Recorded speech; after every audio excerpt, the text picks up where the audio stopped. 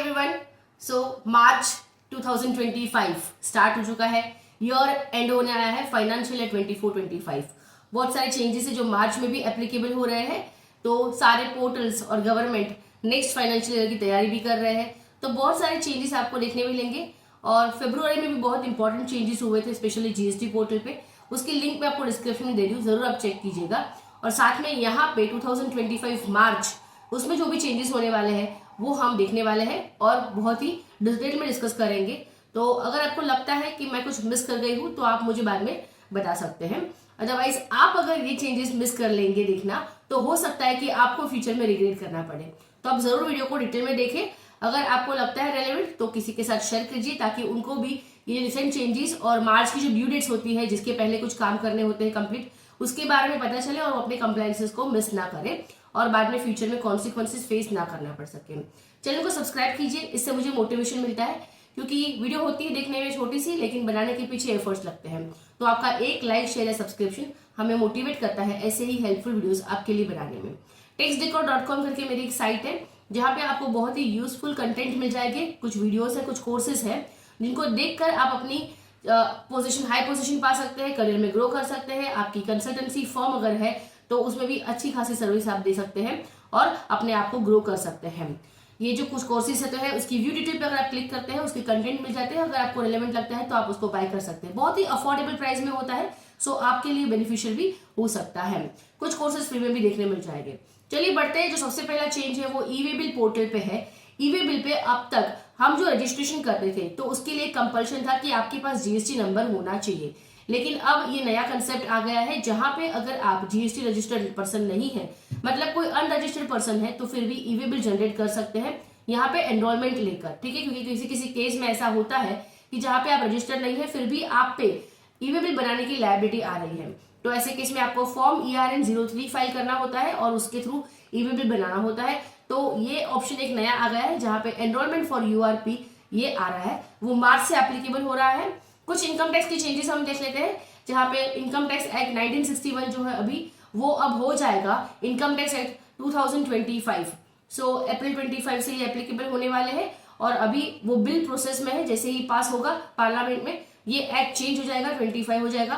पहले जो एक्ट था ओल्ड इनकम टैक्स एक्ट, उसमें बहुत सारे अनवांटेड प्रोविजंस थे और बहुत ही कॉम्प्लिकेशंस क्रिएट किया करके रखा था, उसमें जो रिमूव कर दिया गया है और किसी सेक्शंस के लिए टेबल्स फॉर्म में भी उसको प्रोवाइड कर दिया है, ताकि अंडरस्टैंडिंग अच्छी हो जाए हमारी और उसे हम इजीली समझ सकें। यहाँ पे अगर आपको पता होगा कि फाइनेंशियल ईयर और असेसमेंट ईयर का कंसेप्ट भी अब जा चुका है। अब उसके लिए हम सिर्फ टैक्स ईयर वर्ड यूज करेंगे, क्योंकि असेसमेंट ईयर, फाइनेंशियल ईयर में बहुत सी कंफ्यूजन भी रहती थी। इनकम टैक्स बिल 2025 अब इनकम टैक्स एक्ट हो जाएगा 25 का। साथ में अगर आपको इनकम टैक्स बिल की कॉपी अगर चाहिए तो आप यहाँ पे incometaxindia.gov.in पे जा सकते हैं। उसमें राइट साइड पे आपको इनकम टैक्स बिल 2025 का एक ऑप्शन मिलेगा, उस पर क्लिक करेंगे, आपके सामने ये सारी डिटेल्स आ जाएगी। आप जो चाहे उसको डाउनलोड करके रीड कर सकते हैं। जैसे कि पूरा बिल अगर यहाँ पे है तो आप रीड कर सकते हैं।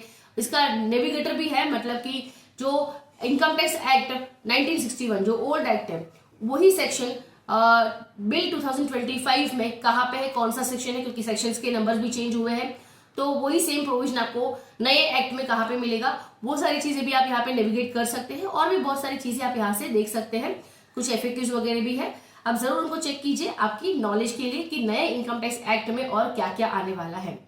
आपको जीएसटी के चेंजेस देख लेते हैं। जैसे कि आपको पता होगा कि GSTR 3 रिटर्न में अब नेगेटिव वैल्यूज, जहाँ पे हम सेल्स की रिटर्न अमाउंट डालते हैं टेबल नंबर 3.1 में, वहां पे अब आपको नेगेटिव वैल्यूज अगर एंटर करनी है तो आप वो डाल सकते हैं। मतलब कभी ऐसा हुआ कि आपकी सेल्स से ज्यादा आपकी सेल्स रिटर्न हो गई है, तो ऐसे केस में आपकी जो सेल्स की वैल्यू है, टैक्सेबल वैल्यू या फिर जीएसटी, वो नेगेटिव आ सकती है। तो अब आप यहाँ पे नेगेटिव वैल्यू भी एंटर कर सकते हैं फ्रॉम फेब्रुआरी रिटर्न। मतलब आप जब फरवरी का रिटर्न फाइल करेंगे ना मार्च में, तो आपको ये चेंजेस देखने मिलेंगे। साथ में टेबल नंबर 12 GSTR 1 का टेबल नंबर 12, जहां पे हम HSN वाइज समरी देते हैं, उसमें भी आपको दो पार्ट्स मिल जाएंगे, B2B और B2C के लिए। और यहाँ पे भी अब पहले आप HSN मैन्युअली एंटर करते थे, अब आपको वो ड्रॉप डाउन लिस्ट से ही सिलेक्ट करना होगा। ठीक है, और यह फरवरी से एप्लीकेबल होगा, मतलब फरवरी का जो रिटर्न फाइल कर रहे हैं ना, उसमें से आपको ये सारे चेंजेस देखने मिलेंगे। प्लस जीएसटी रजिस्ट्रेशन में बहुत बड़ा चेंज आया है, जहां पे हम बायोमेट्रिक वेरिफिकेशन के लिए अब एप्लीकेबल हो जाते हैं। अगर आप आधार ऑथेंटिकेशन नहीं करते हैं as a last process in the GST registration, तो आपको बायोमेट्रिक वेरिफिकेशन के लिए जाना पड़ेगा नियरेस्ट जीएसटी सुविधा केंद्र में। अब ये जो बायोमेट्रिक वेरिफिकेशन क्या होता है और कैसे होगा, उसकी डिटेल वीडियो की लिंक मैंने आपको डिस्क्रिप्शन में दी है, जरूर चेक कीजिएगा। आपकी बहुत सारी क्लैरिटी यहाँ पे रजिस्ट्रेशन रिलेटेड और बायोमेट्रिक वेरिफिकेशन रिलेटेड आपको मिल जाएगी। लेकिन फिर भी यहाँ पे अगर मैं ब्रीफ कर दूं तो ये टैब में अगर आपने येस किया है तो इसके बाद आपको एक आधार ऑथेंटिकेशन के लिए लिंक आती है, उस पर क्लिक करके आपको आधार ऑथेंटिकेशन करना होता है। अब उसके बाद ये प्रोसेस हो सकता है कि आपका ARN जनरेट हो भी जाएगा या नहीं भी हो सकता है। अगर नहीं हुआ तो हो सकता है कि आपको बायोमेट्रिक वेरिफिकेशन के लिए जाना पड़े। और अगर आपने यह आधार ऑथेंटिकेशन नो कर दिया है, यहाँ पे येस सिलेक्ट करते नहीं और नो रखा है, तो फिर आपको कंपलसरी बायोमेट्रिक वेरिफिकेशन के लिए जाना होगा। अब बायोमेट्रिक वेरिफिकेशन में क्या होगा, आपको एक ईमेल रिसीव होगा जिसमें आपके नियरेस्ट जीएसटी सुविधा केंद्र की एड्रेस दी होगी जहां पे आपको मिलना है, और आपकी ड्यू डेट भी होगी कि इसके पहले जाके आपको मिलना है। साथ में आपको कैरी करना है आपका कुछ डॉक्यूमेंट्स, जैसे कि आपकी जो बेसिक केवाईसी डॉक्यूमेंट होती है वो, और आपने जो जीएसटी रजिस्ट्रेशन में कुछ डॉक्यूमेंट्स जो अपलोड किए हुए हैं वो सारे डॉक्यूमेंट्स लेके आप वहां पे जाएगी, आपकी फोटो ली जाएगी और आपकी थंब इंप्रेशन ली जाएगी जैसे आधार कार्ड में होता है वैसे ही, और इस तरह से बायोमेट्रिक वेरिफिकेशन करवाना होगा। तो ये एक इंपॉर्टेंट चेंज है रिलेटेड टू जीएसटी रजिस्ट्रेशन। दूसरा है, अगर आप लेटर ऑफ अंडरटेकिंग एक्सपोर्ट करते हैं विदाउट पेमेंट ऑफ टैक्स तो आपको LUT फाइल करना है नेक्स्ट फाइनेंशियल ईयर 25-26 के लिए। तो उसकी ड्यू डेट है 31 मार्च 25। इसके लिए आपको सर्विसेज में, यूजर सर्विस में फर्निश लेटर ऑफ अंडरटेकिंग पे क्लिक करना है और वहां से आपको डिटेल सबमिट करनी है। तो याद रखिए 31 मार्च से पहले आपको नेक्स्ट ईयर के लिए फाइल करना है। दूसरा, अगर आप कंपोजिशन स्कीम में ऑप्ट करना चाहते हैं, नॉर्मल में है लेकिन नेक्स्ट ईयर के लिए अगर आपको कंपोजिशन में जाना है तो वो भी आप 31 मार्च से पहले ही करेंगे, उसके बाद ये अवेलेबल नहीं होगा ऑप्शन। तो उसके लिए आपको सर्विसेज रजिस्ट्रेशन में application to opt for composition levy पे क्लिक करना है, याद रखें before 31 March for the next financial year. ठीक है, ऐसे ही अगर आपको ऑप्ट आउट भी करना है, आप कंपोजिशन में है लेकिन आपको नॉर्मल में जाना है, तो वो भी आप यहाँ पे क्लिक करके 31 मार्च से पहले नेक्स्ट ईयर के लिए कर सकते हैं। ठीक है, तो ये सारी चीजें याद रखें। लेकिन साथ में इंपॉर्टेंट पॉइंट है ये है कि अगर आप कंपोजिशन स्कीम ऑप्ट कर रहे हैं तो विद इन 60 डेज आपको फाइल ITC 03 करना होता है। तो ये एक बार जरूर देख लें कि अगर आप कंपोजिशन स्कीम ऑप्ट करते हैं तो आपका ITC 03 आप जरूर फाइल करें विद इन 60 डेज। ठीक है, अब GTA के लिए ऑप्शन होते हैं कि वो चूज कर सकते हैं अपने लिए FCM RCM। तो अगर वो FCM ऑप्ट करना चाहते हैं तो उनको NHS 5 फाइल करना होता है, और अगर ऑप्ट आउट करना चाहते हैं FCM से, ऑलरेडी FCM में है लेकिन ऑप्ट आउट करना चाहते हैं तो NHS 6 फॉर्म फाइल करना होता है। अब नेक्स्ट फाइनेंशियल ईयर के लिए उन्होंने जो भी डिसीजन लिया है अकॉर्डिंगली उनको ये फॉर्म्स फाइल करने होंगे बिफोर 31 मार्च 2025। अगर वो FCM में है और वही कंटिन्यू करना चाहते हैं तो कोई फॉर्म फाइल करने की जरूरत नहीं है, या फिर RCM में है और वही कंटिन्यू करना चाहते हैं तो फिर भी कोई फॉर्म फाइल करने की जरूरत नहीं है। ये फॉर्म कब है, जब उनको चेंज करना है FCM से RCM या फिर RCM से FCM। ठीक है, तो बिफोर 31 मार्च 25 उनको फाइल करना है। कैसे फाइल करना है उसके डिटेल वीडियो की लिंक आपको डिस्क्रिप्शन में मिल जाएगी, लेकिन फिर भी मैं यहाँ पे गाइड कर देती हूँ आपको। सर्विसेज में, यूजर सर्विसेज में आपको GTA गुड्स ट्रांसपोर्ट एजेंसी पे क्लिक करना है और यहाँ पे ये सारे ऑप्शंस आ जाएंगे, आपको जो एप्लीकेबल है आप फाइल कर दीजिए और सबमिट कर दीजिए। ठीक है, इनवॉइसिंग रिपोर्टिंग के लिए आप देखेंगे कि करंट ईयर में, मतलब कि फाइनेंशियल ईयर 24-25 में अगर आपका टर्नओवर 5 करोड़ से ज्यादा हुआ है तो आपको नेक्स्ट ईयर से, मतलब 1 अप्रैल 25 से ही इनवॉइस एप्लीकेबल हो जाएगा। तो इसके लिए प्रिपेयर रहिए अगर अब तक ये आपका टर्नओवर क्रॉस हो चुका है तो। और ये भी ध्यान रखिए कि अगर आपकी टर्नओवर 10 करोड़ से ज्यादा है, यहाँ पे 5 करोड़ नहीं होगा 10 करोड़ होगा। अगर आपकी टर्नओवर 10 करोड़ से ज्यादा है तो आपको इनवॉइसिंग रिपोर्टिंग जो टाइम होता है वो विद इन 30 डेज करना होता है। तो ये भी आप याद रखेंगे कि आपकी जो भी इनवॉइस आप प्रिपेयर करते हैं उसकी इनवॉइस आप विद इन 30 डेज कर दें। अगर आपकी टर्नओवर 10 करोड़ से ज्यादा है, ये एप्लीकेबल हो जाएगा अप्रैल 25 से। ठीक है, अगर कुछ GST चेंजेस अगर आप देखें तो अगर आपको 22-23 का रिफंड क्लेम करना है तो जिसका टाइम पीरियड होता है 2 साल, मतलब विद इन 2 ईयर्स आपको उसको रिफंड क्लेम कर लेना है, एप्लीकेशन फाइल कर देना है। तो 22-23 के लिए लास्ट डेट वुड बी 31 मार्च 2025। तो जरूर देखिए अगर आपका ऐसा कोई रिफंड है और उसके लिए आप अगर एलिजिबल है तो क्लेम कीजिए बिफोर 31 मार्च। साथ में GST amnesty scheme section 128A की, जहां पे आपको कोई ऑर्डर इश्यू हुआ है 73-74 का, जिसमें आप टैक्स पे करके आपकी पेनल्टी और इंटरेस्ट वेव करवा सकते हैं। तो ऐसे केस में आपको 31 मार्च 2025 से पहले ये टैक्स पे कर देना जरूरी है, अदरवाइज आपको ये एमनेस्टी स्कीम का बेनिफिट नहीं मिलेगा अप्रैल से। ठीक है, तो 31 मार्च के पहले आप ये कीजिए, और अगर इसके अगेंस्ट आपने कोई ऑलरेडी अपील फाइल करके रखी है तो आप उसको विड्रॉ कर लीजिए बिफोर पेमेंट, राइट। फिर बजट 2025, मतलब फाइनेंस बिल जो अनाउंस हुआ था बजट में, उसके रिलेटेड कुछ चेंजेस है जो 1 अप्रैल से एप्लीकेबल होने वाले, वो हम यहाँ पे ब्रीफ में डिस्कस कर लेते हैं जैसे कि न्यू टैक्स रिजिम अब एप्लीकेबल हो जाएगा, कुछ न्यू टैक्स स्लैब्स इंट्रोड्यूस किए गए हैं। 12 लाख तक आपकी इनकम टैक्स फ्री हो जाती है और कुछ रिबेट भी दिया गया है और साथ में मार्जिनल रिलीफ भी चेंजेस किए गए हैं। ये एप्लीकेबल होगा अप्रैल 25 से, मतलब फाइनेंशियल ईयर। तो अप्रैल 25 से मार्च 26 की आपकी जो इनकम होगी वो इसके अकॉर्डिंग आप कैलकुलेट कर सकते हैं अगर आप न्यू टैक्स रिजिम ऑप्ट करते हैं तो। कुछ टीडीएस टीसीएस के थ्रेशोल्ड लिमिट में भी चेंजेस करे गए हैं, उसकी डिटेल वीडियो आपको डिस्क्रिप्शन में मिल जाएगी, वो भी आप आराम से देख सकते हैं और समझ सकते हैं कि थ्रेशोल्ड लिमिट में क्या क्या चेंजेस हैं।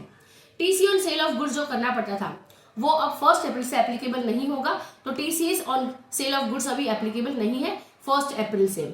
अगर आपकी सेल्फ ऑक्यूपाइड हाउस प्रॉपर्टी है तो उसके रिलेटेड भी कुछ रूल्स चेंज हुए हैं, उसकी भी वीडियो आपको डिस्क्रिप्शन में मिल जाएगी, आप जरूर चेक कीजिएगा। फिर एनपीएस वात्सल्य डिडक्शन भी अवेलेबल कर दिया है अभी अप टू 50,000। मतलब एनपीएस वात्सल्य डिडक्शन होता है, आप आपके लिए एनपीएस करते हैं, लेकिन अगर आप बच्चे के लिए आप ये करना चाहते हैं तो एनपीएस वात्सल्य स्कीम में आप डिपॉजिट कर सकते हैं। तो आपका एनपीएस प्लस बच्चे का एनपीएस वात्सल्य दोनों का एग्रीगेट होके अप टू 50,000 का डिडक्शन आपको मिल जाता है। ये अब एप्लीकेबल होगा 1 अप्रैल 25 से। एमएसएमई की जो टर्नओवर लिमिट्स है उसमें भी बहुत सारे चेंजेस कर दिए गए हैं और बहुत से बिजनेसेस को एमएसएमई में इंट्रोड्यूस करवाया गया है। आईटीआर-यू पहले जिसकी फाइलिंग की लास्ट डेट 48 मंथ्स तक हो सकती थी, तो आप उसमें एक साथ 3 साल के रिटर्न फाइल कर सकते थे आपकी इनकम टैक्स रिटर्न्स, लेकिन अब उसको इंक्रीज करके 48 मंथ्स कर दिया है। पहले 24 था, अब 48, मतलब आप एक साथ अभी 5 ईयर्स की रिटर्न भी फाइल कर सकते हैं, लेकिन उसके कुछ टर्म्स एंड कंडीशंस होती है, लिमिटेशंस भी होती है, वो आप जरूर चेक कीजिएगा आईटीआर-यू फाइल करने से पहले। मैंने यहाँ पे most of the changes cover करने की कोशिश करी है। अगर आपको लगता है कि मुझसे कुछ मिस हुआ है तो आप जरूर मुझसे कमेंट सेक्शन में शेयर कर सकते हैं। आप ये वीडियो उन लोगों से शेयर कीजिए जिनके लिए ये रिलेवेंट हो सकता है, ताकि उन्हें भी अपना कोई कंप्लेंसेस मिस ना हो। अगर कुछ क्वेरीज है तो आप मुझे कमेंट सेक्शन में पूछ सकते हैं या फिर मेरा टेलीग्राम ग्रुप ज्वाइन कर लीजिए। लिंक आपको डिस्क्रिप्शन में मिलेगी टेलीग्राम ग्रुप की, जिसमें हम नॉर्मली अपनी क्वेरीज डिस्कस करते रहते हैं। बहुत ही इंपॉर्टेंट वीडियो है, शेयर जरूर कीजिएगा। ये मेरी यूट्यूब चैनल है जहाँ पे आपको बहुत ही इंपॉर्टेंट और अपडेटेड वीडियोस मिलती रहती है। आपकी नॉलेज गेन करने के लिए आपको ये हेल्पफुल हो सकते हैं। अगर अब तक सब्सक्राइब नहीं किया तो सब्सक्राइब जरूर कीजिए इस बटन को प्रेस करके। और साथ में मेरे कुछ पॉपुलर वीडियोस अगर आप देखते हैं तो उसमें आपको अकाउंट्स फाइनलाइजेशन पे एक इंपॉर्टेंट वीडियो मिल जाएगा, जिसमें क्योंकि ईयर एंड हो रहा है तो अकाउंट फाइनलाइजेशन से रिलेटेड बहुत सारी चीजें आपको ध्यान में रखनी होती है। ये वीडियो देख के आप वो डिटेल में समझ सकते हैं। साथ में प्रैक्टिकल अगर आपको करना है प्रैक्टिस मेरे साथ अकाउंट्स फाइनलाइजेशन की, तो इसमें मैंने individual form, partnership form, LLP companies के फाइनलाइजेशन ऑफ अकाउंट सीखा है प्रैक्टिकली, एडजस्टमेंट एंट्रीज के साथ provision for tax, deferred tax सबको इंक्लूड करते हुए बहुत ही अफोर्डेबल प्राइस में है। आप इसको मेरी साइट taxrecord.com पे जाकर बाय कर सकते हैं और समझ सकते हैं कि अकाउंट्स फाइनलाइजेशन हम कैसे करते हैं। अगर आप हमारे साथ प्रैक्टिकली सीखना चाहते हैं accounting, GST, TDS, finalisation and filing of income tax return, MIS reporting etcetera, practically live हमारे रियल डेटा के साथ में आपको डेटा प्रोवाइड किया जाएगा और आप हमारे साथ में ये सारी चीजें लाइव सेशन में करेंगे और आप खुद सीखेंगे कि किस तरह से आप जीएसटी रिटर्न्स या फिर टीडीएस रिटर्न फाइल कर सकते हैं, किस तरह से आपके अकाउंट्स फाइनलाइज कर सकते हैं, अकाउंटिंग एंड साथ में आईटी रिटर्न फाइलिंग, सब कुछ आप प्रैक्टिकली सीख सकते हैं और अपने करियर में ग्रो कर सकते हैं। क्योंकि जो लोग स्टक है अकाउंटिंग लेवल पर, उनके लिए ये कोर्स या फिर ये प्रोग्राम बहुत बेनिफिशियल हो सकता है। बिकम अ फाइनेंस कंट्रोलर, ये एक 3 मंथ का प्रोग्राम है जो हम अप्रैल से स्टार्ट कर रहे हैं। लाइव सेशन उसके स्टार्ट होने वाले हैं, जिसमें अगर आप लाइव अटेंड नहीं कर पाते तो आपको रिकॉर्डिंग्स भी मिल जाती है और ये कोर्स आपके लिए बहुत ही हेल्पफुल हो सकता है for the increment in your salary, या फिर अगर आप प्रैक्टिस स्टार्ट करना चाहते हैं तो उसकी भी आपको ट्रेनिंग प्रोवाइड कर जाती है। इंटरव्यू के लिए भी आपको इसमें प्रॉपरली प्रिपेयर करवाया जाता है। सो प्रोग्राम के बारे में और जानने के लिए डिस्क्रिप्शन में आपको लिंक मिल जाएगी, वहां पे मुझे कॉन्टेक्ट कीजिए, आपको सारी डिटेल प्रोवाइड कर दी जाएगी। Thank you so much.